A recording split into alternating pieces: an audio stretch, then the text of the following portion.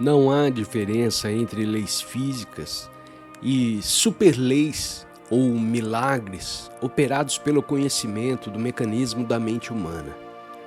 Os americanos fazem milagres por meio do uso de leis físicas.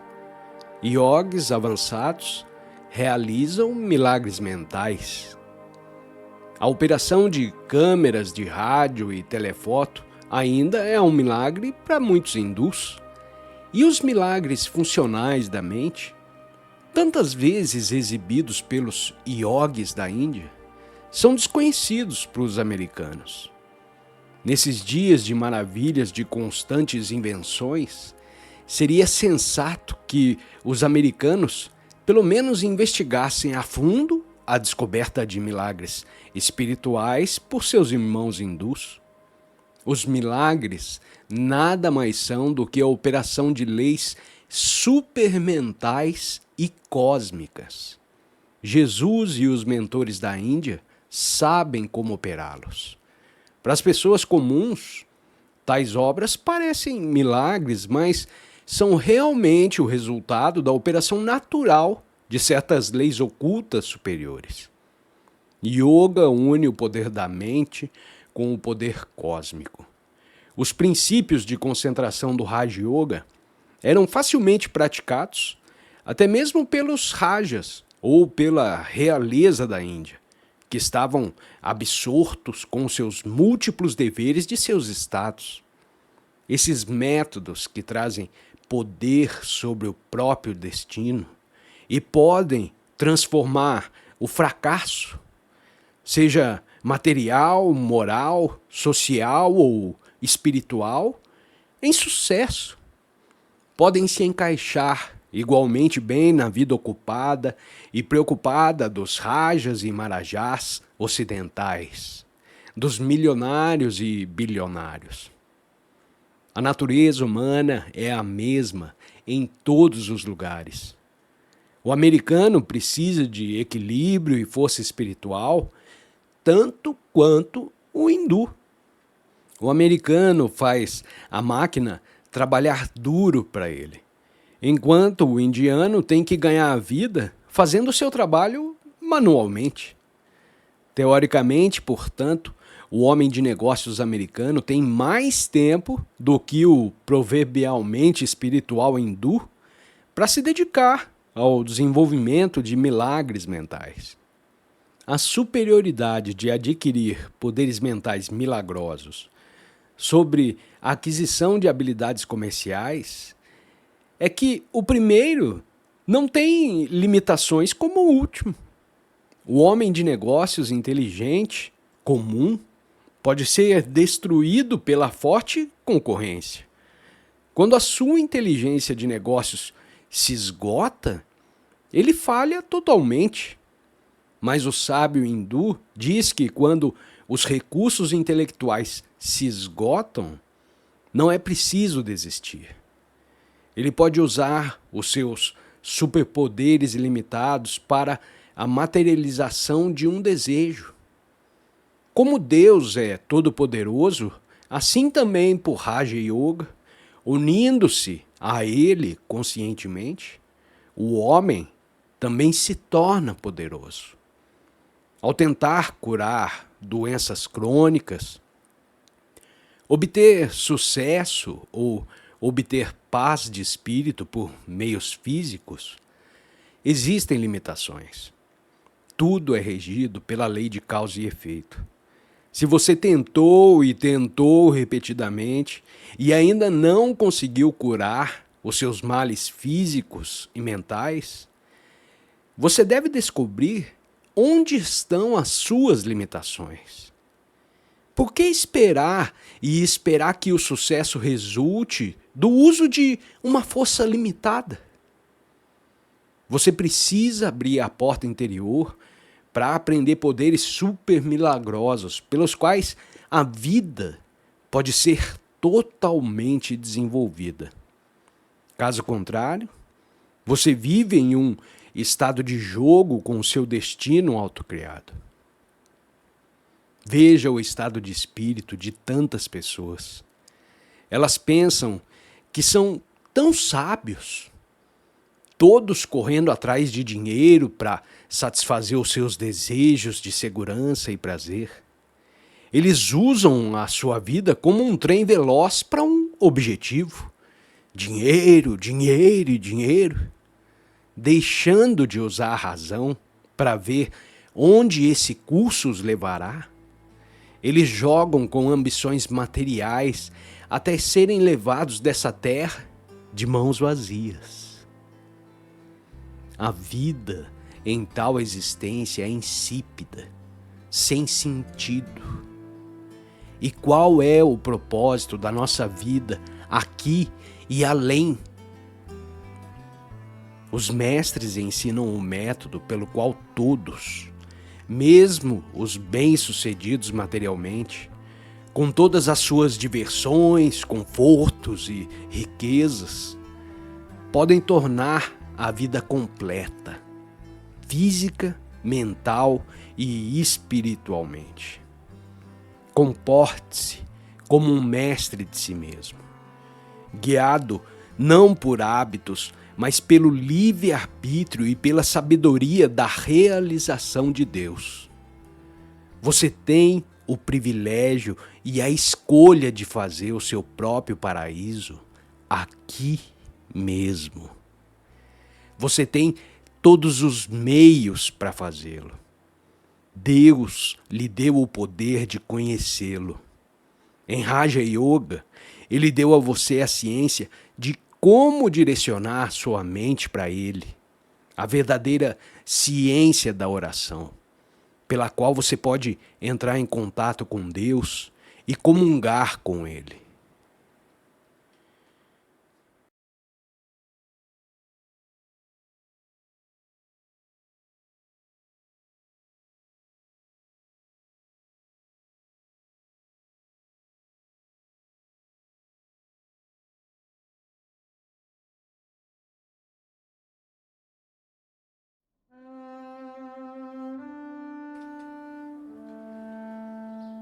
Havia um devoto hindu que estava intrigado tentando decidir quais escrituras ele deveria ler e qual ídolo ele deveria adorar.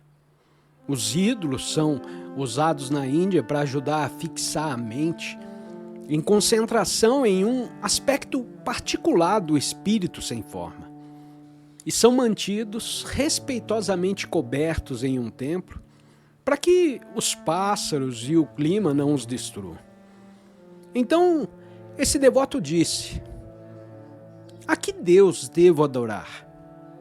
Ele comprava um ídolo e ficava com medo de que os outros ficassem com raiva. Então, ele ia lá e comprava outro.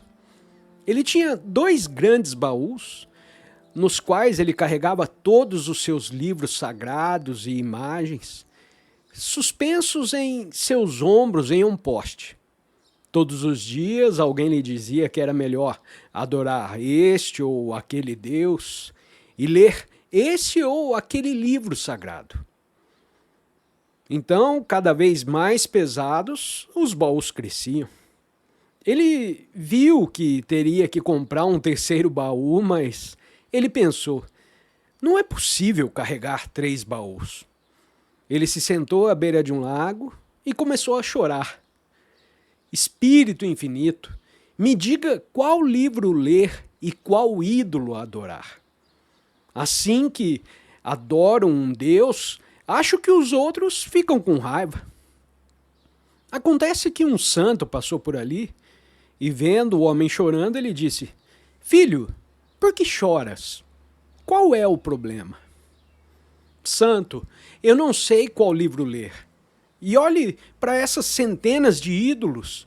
Eu não sei a quem agradar. Então o santo disse: feche os olhos, pegue qualquer livro e siga esse livro por toda a vida. E jogue os ídolos em uma pedra e quebre-os um por um. Aquele que não quebra, adore aquele. Então ele pegou um livro, a maioria dos ídolos era feita de barro e todos quebraram, exceto um que era feito de pedra sólida. Então o santo voltou de repente e disse: Ah, eu esqueci de te contar uma coisa. Agora que você encontrou o seu Deus, volte para casa. Mas se você encontrar um Deus mais poderoso do que esse, adore-o. Sempre adore o Deus mais poderoso. Então o homem foi para casa e em seu pequeno altar colocou o ídolo de pedra, adorando-o e oferecendo frutos. Todos os dias ele descobria que a fruta havia sumido. Então ele pensava: o santo certamente me falou sobre o ídolo certo. Já que ele comeu os frutos, ele deve ser um Deus vivo. Um dia, tomado pela curiosidade, ele pensou que iria observar como um Deus come. Ele abriu um pouco os olhos e, enquanto rezava, ele viu um enorme rato vir comer a fruta. Então ele disse: olhe para aquele ídolo de pedra. Ele não pode comer a fruta, mas o rato pode. Então, o rato é um Deus mais poderoso. Ele pegou o rato pelo rabo e o amarrou no altar. A sua esposa, vendo isso, disse: você enlouqueceu, homem? O que você está fazendo? Não, eu não enlouqueci. Eu estou apenas seguindo as instruções do santo para adorar qualquer forma de Deus que seja a mais poderosa. Então ele colocou a pedra de lado e começou a adorar o rato. Um dia ele estava meditando, quando de repente ouviu um grande barulho. Abrindo os olhos, ele viu um gato comendo o rato. Ele pensou: uau, isso é interessante. O gato é mais poderoso que o rato. Então eu devo adorar o gato. Ele pegou o gato, preparou um lugar para ele no altar. O gato não precisava mais pegar ratos, recebendo uma oferta de leite todos os dias, sem nenhum trabalho da sua parte. Dia após dia, a meditação do homem se aprofundava e o gato engordava.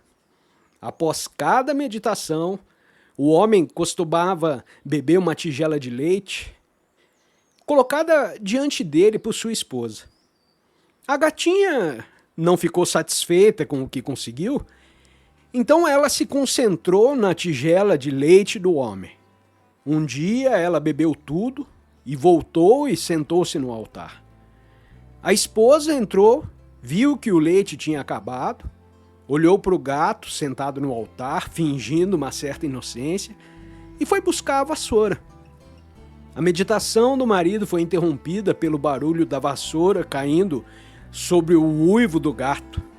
Ele olhou para sua esposa castigando o gato e pensou: uau, isso é interessante. A minha esposa é mais poderosa do que o gato. Então, ela é um Deus melhor do que o gato.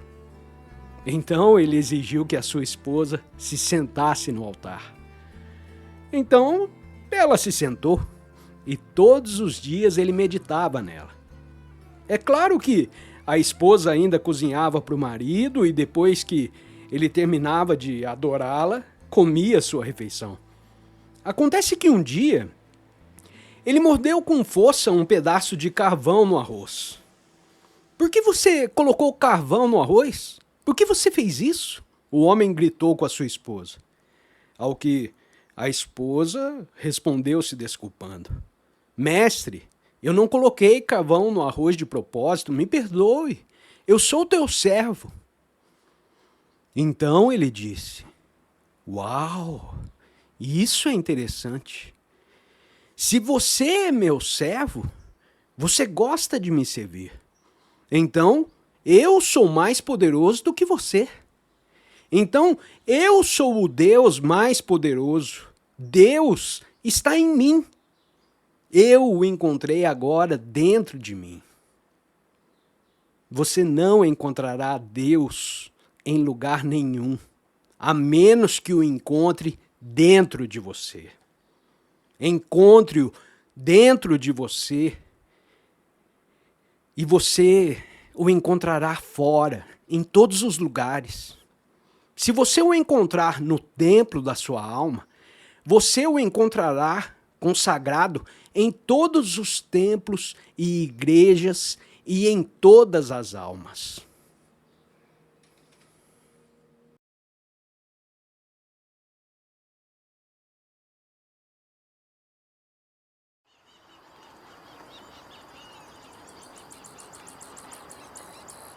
A alma é o verdadeiro eu, a pura manifestação do espírito dentro de você. O ego é o pseudo-eu, a alma respondendo ao mundo da dualidade, enquanto está em um estado de identificação com os instrumentos limitados do corpo físico e da mente. Para fins de discussão, digamos que qualquer coisa que você faça para o benefício de si mesmo, seja como alma ou como ego, pode ser chamado de egoísmo. Nesse sentido, o egoísmo maligno é aquilo que você pensa estar fazendo para o bem de si mesmo, mas que vai contra os interesses do seu verdadeiro eu. O bom egoísmo, o egoísmo espiritual, consiste naquelas ações pelas quais o ser puro dentro de você pode ser realizado. Ajuda você a manifestar continuamente a perfeição dessa imagem inata do espírito. O egoísmo é caracterizado por diferentes gradações. As ações de uma criança são realizadas de forma mais ou menos impensada. Quando ele vê alguém brincando com brinquedos diferentes, ele quer possuí-los. Ele quer comer isso ou fazer aquilo que vê alguém gostando. Isso é egoísmo inconsciente. Observei essa reação em minha própria infância. Quando eu era bem pequeno e via outras pessoas brincando com alguma coisa, meu primeiro pensamento era possuí-la. Mas logo descobri que sempre que eu queria alguma coisa, sempre havia alguém tentando obtê-la ou segurá-la. Então comecei a exercer minha forte vontade de possuir o que queria. Mas quando isso provocava brigas com os outros, eu me perguntava se era certo assumir tal atitude. Minha mãe costumava dizer, quando me dava alguma comida especial, divida isso com outra pessoa. Inicialmente, a minha reação foi que ela estava tentando me dar menos, mas imediatamente comecei a imaginar. Bem, se eu gosto tanto dessa comida, talvez outra pessoa também goste. Então decidi que deveria compartilhar. Então veio o pensamento. Se eu compartilhar com todos, não sobrará nada para mim. Isso começou a me confundir.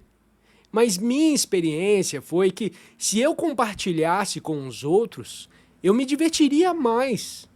A alegria recebida ao compartilhar era ainda maior do que a alegria que recebia do que havia compartilhado.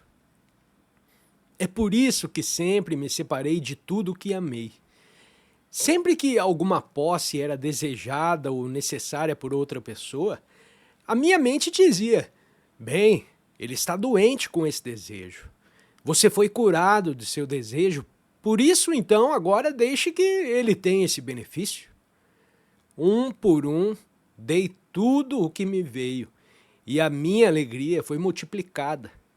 Quando eu queria alguma coisa e conseguia, eu gostava. E quando dei para outra pessoa, gostei novamente. Nenhum desejo jamais foi permitido tomar posse de minha alma. Isso seria contrário ao ideal de egoísmo espiritual para o bem-estar do meu verdadeiro eu. Nunca ame tanto algo que possua. O que quer que você dê, você atrairá na mesma moeda. O que você é se mostrará em seu semblante e em suas ações. E os outros sentirão a vibração subjacente e responderão de acordo. Se você der um exemplo de egoísmo perverso, os outros vão querer tirar tudo de você. Mas se você for o oposto, descobrirá que todos tendem a ser generosos com você. Suponha que você me dê a sua bengala favorita e em troca eu queira lhe dar algo. Mas a minha mente me diz, ei, você não pode se desfazer do seu guarda-chuva. mesmo sabendo que o outro o admirou. Então eu raciocinei. Ele amava sua bengala, mas a deu para mim. Então eu desejo dar a ele algo que eu também valorizo. Esse é o espírito que predomina quando uma pessoa mostra o altruísmo. Você não pode possuir nada. Você só recebe o uso temporário das coisas nessa terra. Em algum momento você terá que se separar deles, seja por acidente, roubo, deterioração ou então a morte. Então, quando você tentar segurar ou salvar qualquer coisa apenas para possuir, você está enganando a si mesmo. Mesmo esta casa corporal em que você viveu por tantos anos deve um dia ser abandonada. Portanto, é errado impor à alma a convicção de que você possui algo que jamais poderá possuir. Quando algo lhe for dado, saiba que é seu apenas por pouco tempo e esteja disposto a compartilhá-lo com os outros. O grande problema está em cobiçar mais do que você precisa. O Gita diz: realiza a paz aquela pessoa que, renunciando a todos os desejos, existe sem avidez e não se identifica com o ego mortal e seu senso de ser meu. Sem dúvida, você deve ter as necessidades diárias, como comida, roupas e alguma segurança material. Mas ao aspirar por isso, omita as necessidades desnecessárias, os desejos irritantes que anseiam cada vez mais.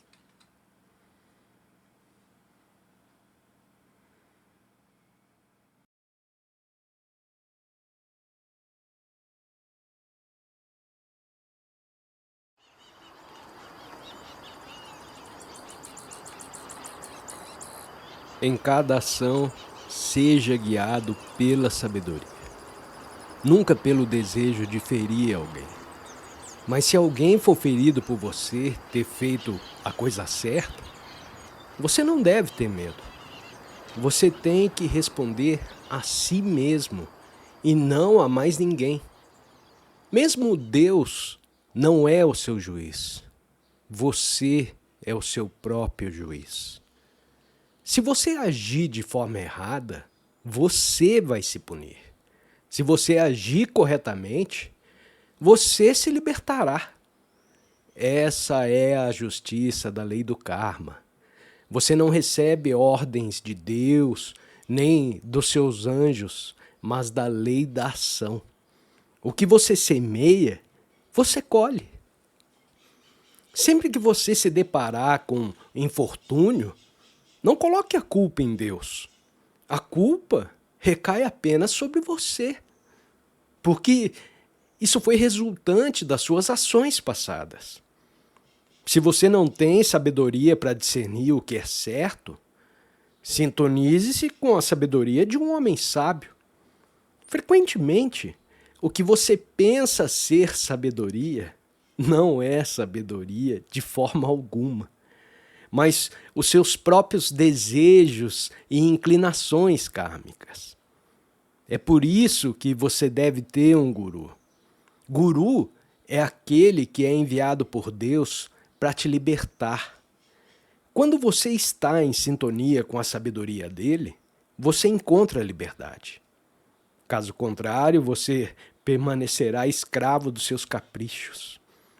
O caminho para a liberdade é seguir aqueles que são livres. Quando conheci o meu guru, Swami Shri Yukteswar, ele me disse para sintonizar a minha vontade com a vontade dele. Ele disse que minha vontade era forte, mas era governada por instintos. Mas quando eu sintonizei a minha vontade com a vontade dele, eu descobri que ela era governada pela sabedoria. Ninguém pode me incitar a fazer nada que eu saiba que não devo fazer. Eu sei o que estou fazendo, guiado pela sabedoria agora. Eu sou totalmente responsável por minhas ações e não culpo ninguém pelos resultados das minhas ações. essa liberdade que o mestre me deu, eu nunca me separei. Entenda isso. Ao se entregar ao guru, ao questionar o guru e a sua percepção interior, e ao servir ao guru, os sábios que compreenderam a verdade transmitirão essa sabedoria a você.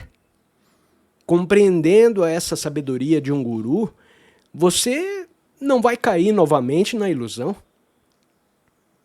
É tão difícil progredir sozinho no caminho espiritual, mas é a coisa mais fácil se você tiver um verdadeiro guru, a quem você se entrega e cujo interesse é apenas o seu bem-estar espiritual.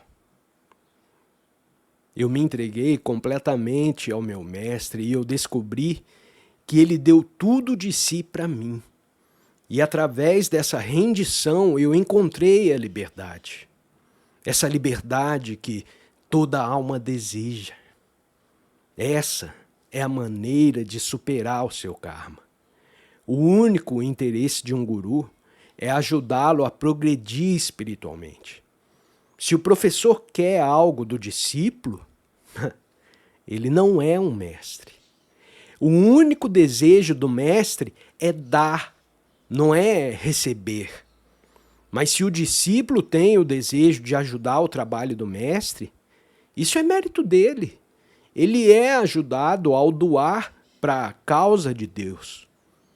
Os mestres criam alguns discípulos que continuam o seu trabalho.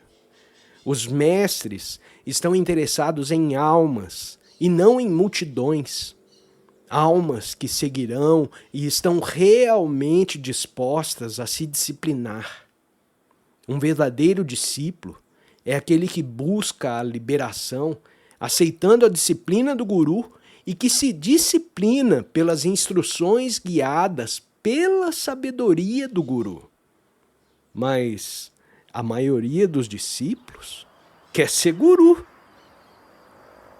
Aqui no Ocidente, os membros da igreja esperam que o ministro os atenda. Ele se torna o seu escravo. Eu nunca peço nada de você só para mim.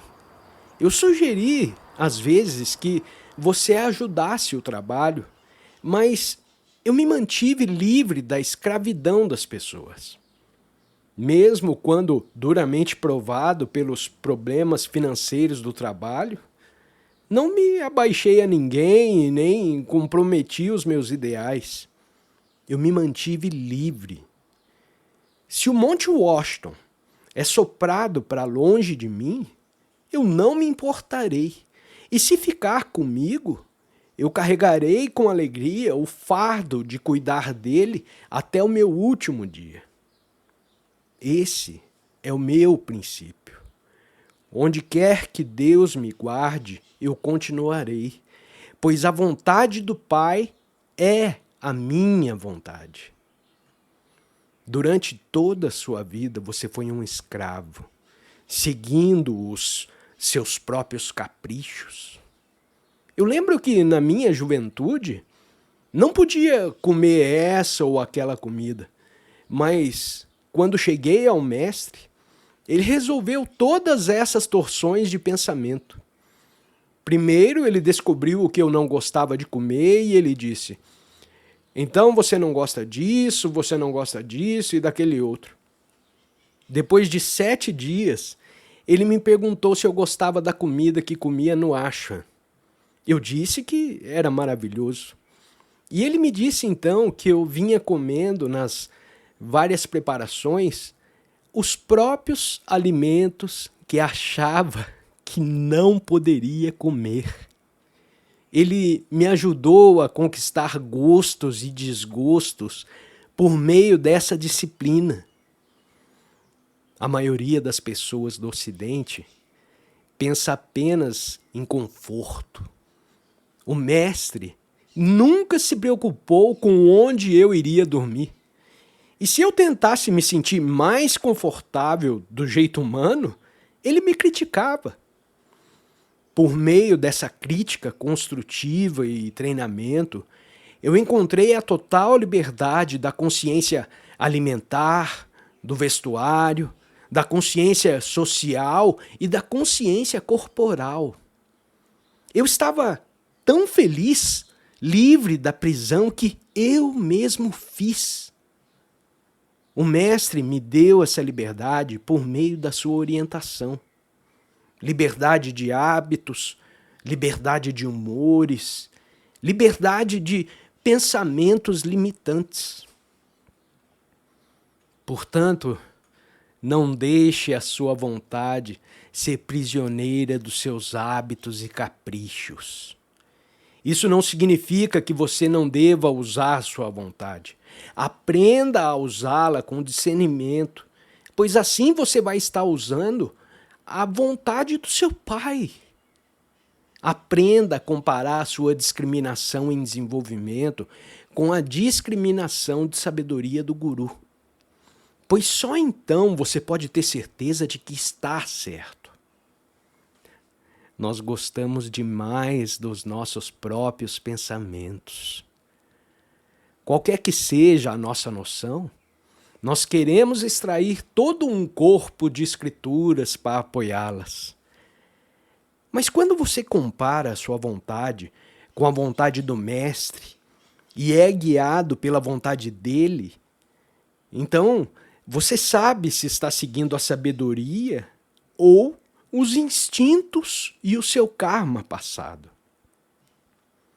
As escrituras dizem que você deve ter um mestre visível. Isso é, alguém que viveu na terra, seguiu o conselho de um verdadeiro guru. É a única maneira de ter certeza de que suas ações o estão levando à libertação do karma.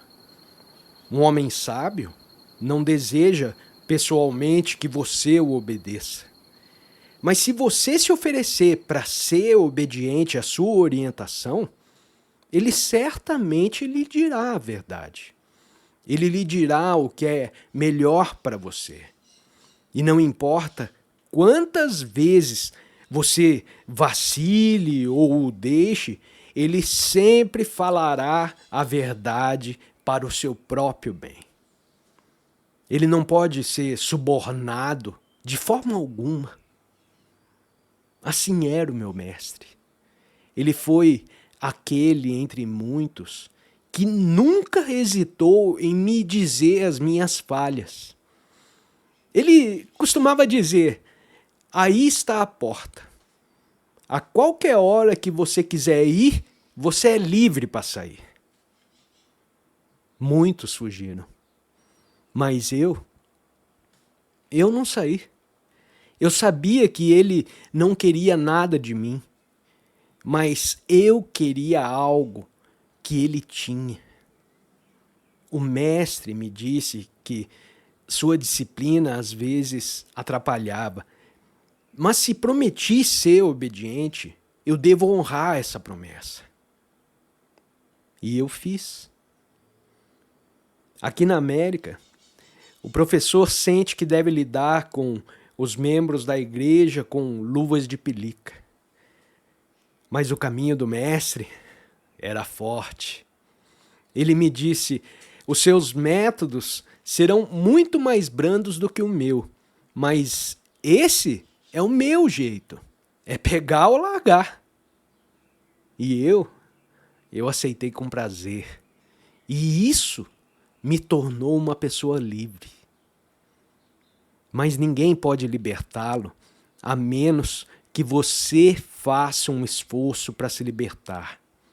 Deus quer que você seja livre. Ele deu a você a livre escolha de seguir o caminho da sabedoria ou seguir o caminho do karma. Procure fazer tudo com sabedoria.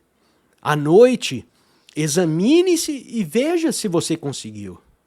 Seja autodisciplinado.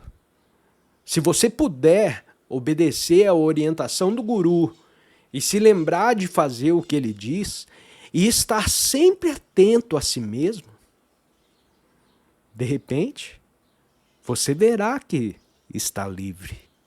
E então, todos os dias, você sentirá a liberdade.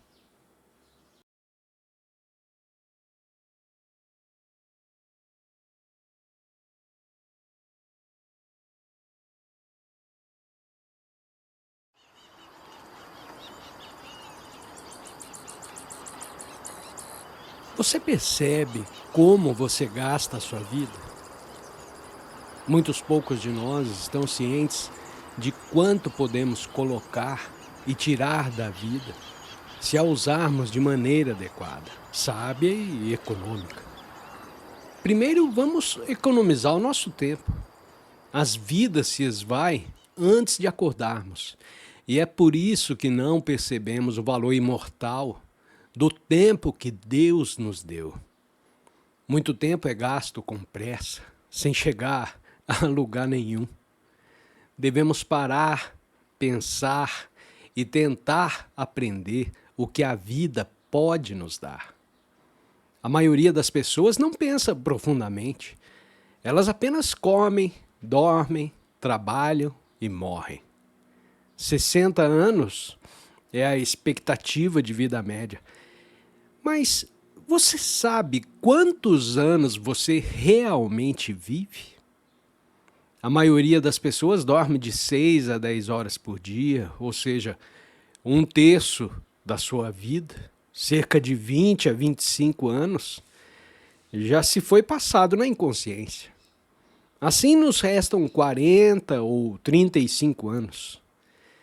Cerca de 5 ou 10 anos são gastos em fofocas ou conversas sobre coisa alguma e diversões. Isso reduz para 30. E desses 30 anos, o que mais você faz?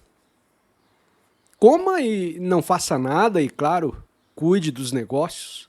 Os negócios são necessários para manter o corpo animal, o que toma a maior parte do seu tempo. Na verdade, examine a sua vida. Você quase não tem mais de 10 anos. De manhã, a maioria de vocês acorda com a consciência do café e da torrada. Você se brinda com a consciência do café da manhã. Nenhum pensamento de Deus para refrescar o seu espírito. Então, você corre para os negócios. O dia passa, a pressa, a preocupação. Ao meio-dia, café e rosquinhas. Você nem come direito. A noite chega e vem os filmes, a dança. Você volta à tarde da noite, vai para a cama, levanta de manhã e começa tudo de novo com a consciência do café da manhã. É assustador, mas essa é a maneira como você passa a sua vida. Em seus 60 anos de vida, muitas coisas são necessárias apenas para manter o corpo do veículo em ordem. Mas esse não é o único propósito da vida. Não pense que para estar bem vestido e alimentado, você tem que ter milhões. Você não tem que levar uma vida sofisticada apenas para alimentar e cuidar do animal corpóreo. O objetivo da vida é muito mais do que isso. Esse mundo é uma vasta escola da qual nós devemos nos esforçar constantemente para obter um maior conhecimento, uma maior sabedoria. Faça a você mesmo, agora, essa pergunta. Quantos bons livros eu li nessa vida? Todos os dias, cerca de 2 dúzias de novos livros são impressos na América sobre ética, música, literatura, botânica, lógica, ciência, escrituras, verdades imortais. Como você vai empacotar todo esse conhecimento em seus 10 anos de vida? Então, novamente, 60 anos não é a vida de todos. Apenas os sortudos têm até 60 anos. Que garantia você tem de que a doença não vai chegar e encurtar sua vida? E ainda assim, você está ocioso, fazendo festinhas. Eu não tenho nenhuma objeção se você tiver um bom propósito para fazer isso, mas você vai desperdiçar o seu tempo parado na calçada, vendo a multidão passar, ou então olhando pelas vitrines muitas coisas que não precisa, mas você quer comprar? Você vai perder o seu tempo no meio do caminho? Como você vai aprender todas as coisas que você quer aprender? O seu coração não palpita para aprender tudo o que vale a pena que está acontecendo no mundo? Como é possível para o ser humano médio atingir toda a sabedoria? Como você vai encontrar tempo para ler sobre Jesus, sobre Aristóteles, sobre todos os grandes poetas? A vida parece desesperadamente curta quando você pensa nisso, não é? Você lê alguns livros e acha que sabe de tudo. Nas cidades você tem bibliotecas maravilhosas, mas poucas pessoas vão lá. Pense em todo o conhecimento e sabedoria que os seres humanos adquiriram na escola da vida. Como, nesses poucos anos, você vai guardar isso no seu cérebro? É possível isso? Enquanto você viver nessa terra, enquanto o poder do olho permitir que você veja as estrelas, enquanto você desfrutar da luz do sol de Deus e respirar o seu ar, você ansiará por conhecimento. A maioria dos seres humanos caminha pela vida com um crânio vazio. Eles pensam que existe um cérebro ali. Eles pensam, e isso é tudo. Eles andam no vazio. Ah, sim, eu tenho uma biblioteca maravilhosa em casa. Vamos lá, eu vou mostrar para vocês. Ela é linda, repleta de livros, mas intocada. Música, poesia, ciência, tem de tudo lá. Com todas as coisas que você quer aprender, você não quer perder o seu tempo. Você está cheio de infelicidade na maior parte do tempo, porque você não mantém a mente devidamente ocupada. Pense em Platão, em Shakespeare, em Lord Shankar e suas obras. Pense no privilégio que você tem.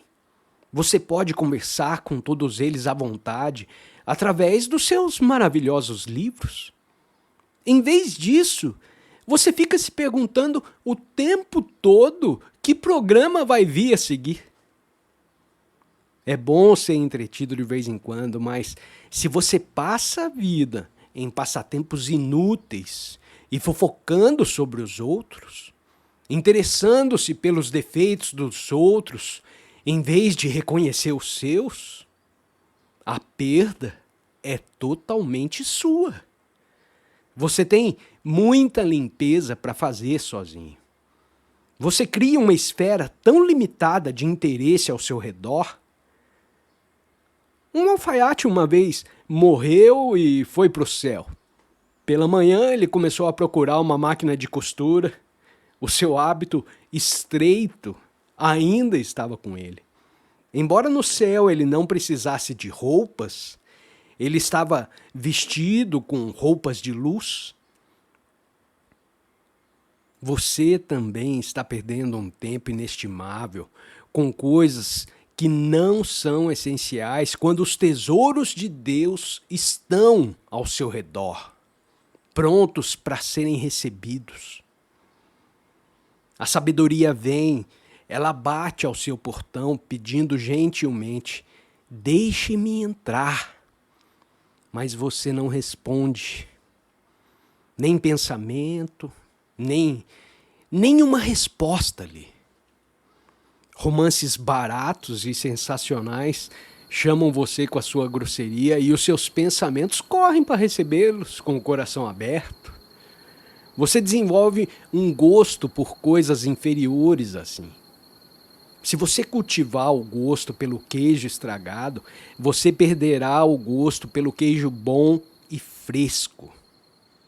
À medida que você desenvolve um gosto por coisas inferiores, você perde o gosto por ofertas melhores e se considera incapaz de ser diferente, por causa do poder compulsivo dos maus hábitos. Cultive o bom hábito de usar essa vida para perseguir interesses que valem mais a pena. Programe a sua vida. Leia os melhores livros do mundo. Não perca tempo lendo isso e aquilo indiscriminadamente. Leia sobre medicina, sobre astronomia, sobre ciência, as escrituras. Mas um campo precisa ser a sua primeira preocupação. Você deve encontrar a sua vocação. Pelo contato com a vibração cósmica na meditação, você será conduzido ao objetivo que é certo para você. Você será conduzido ao trabalho que deve fazer. Concentre-se em tornar-se proficiente nisso. Muitos tentam 10 tipos de empreendimento sem realmente se familiarizar com nenhum. Como um iniciante no autodesenvolvimento, você não pode absorver tudo sobre muitas coisas. Aprender um pouco sobre tudo e tudo sobre uma coisa. Ainda assim, o conhecimento é tão vasto, a sabedoria espiritual é tão vasta, e embora a Terra seja apenas uma partícula no universo, ela é imensa para nós. No entanto, com a marcha do progresso humano, o nosso mundo está ficando pequeno. A cada dia ele está ficando menor, devido às modernas instalações de transporte. Em breve teremos que fazer uma viagem a outros planetas para nos aventurarmos nessas viagens. A eletricidade vai a qualquer lugar em 1 segundo. Por que não nós, cujos corpos são essencialmente ondas eletromagnéticas? Mas nós estamos progredindo de várias maneiras, fazendo coisas comuns com mais rapidez. A adoção de melhores métodos de negócios e transporte, uma produção em massa por meio de enormes máquinas, acelerou a evolução. Pense no tempo de vida gasto apenas na tecelagem manual de tecidos no passado. Esse tempo foi economizado por máquinas modernas. Assim, a evolução da sociedade foi acelerada pela adoção de métodos cada vez melhores. Por que não podemos também acelerar a evolução humana para aprender como transformar as vidas mais rapidamente em um sucesso geral? Como o cérebro humano vai adquirir todo o conhecimento e sabedoria durante a vida? Essa é a minha pergunta. Quando conheci Luther Burbank, ele me mostrou uma nogueira e disse: eu tirei mais de 100 anos do seu período normal de crescimento. Cultivei aquela árvore em 12 anos e dava para ver que a árvore já estava dando nozes. Se a nogueira pode amadurecer em 12 anos, em vez de 150 anos, também há uma chance para os seres humanos, não é? Em 60 anos de existência, é possível ao ser humano se desenvolver para ser o centro de todo o conhecimento. Esse é o ponto que eu quero levar para casa em sua mente. Eu citei como a maquinaria acelerou a evolução do mundo. E de onde veio o maquinário? Da fábrica das mentes humanas. Assim como o homem acelerou a evolução na sociedade e nos negócios, ele pode acelerar sua evolução em todos os ramos da sua vida, incluindo as faculdades da sua vida interior. Burbank também fez amêndoas com casca mole, feitas sobre o tomate, e criou a margarida Shasta, a partir de bulbos e o cacto sem espinhos. Nos tempos primitivos, os diferentes animais costumavam comer o cacto. Então o cacto desenvolveu espinhos protetores. Quando uma vida começa a ferir outra vida, essa vida desenvolve armas de defesa. Burbank me disse que durante os seus experimentos para desenvolver o cacto sem espinhos, todos os dias ele ia ao jardim e conversava com as plantas farpadas. Por favor, amado cacto, eu sou Luther Burbank, seu amigo, e não vou te machucar de forma alguma. Então, por que desenvolver espinhos? E assim, o cacto sem espinhos foi desenvolvido. Ao falar, pela atenção, pela força do pensamento e pelo conhecimento das leis da natureza, você pode imprimir certas vibrações no protoplasma e assim guiar e acelerar conscientemente o processo de evolução.